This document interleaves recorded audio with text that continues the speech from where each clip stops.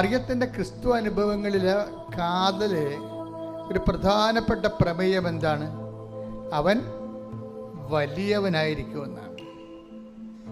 നമ്മൾ ഉടമ്പടിയിൽ അനുഭവിക്കുന്നത് ഈ ക്രിസ്തുവിൻ്റെ വലിപ്പമാണ്. മറിയമാണത് ആദ്യം അനുഭവിച്ചത്.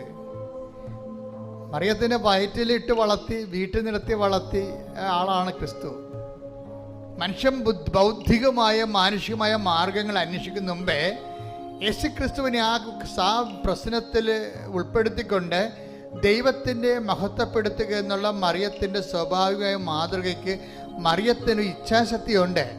പക്ഷെ അത് നടപ്പിൽ വരുത്തുന്നതിന് നമ്മളുടെ ഭാഗത്തുനിന്നും അതുപോലെ തന്നെയുള്ള ഒരു തിടുക്കം ഉണ്ടാകണം.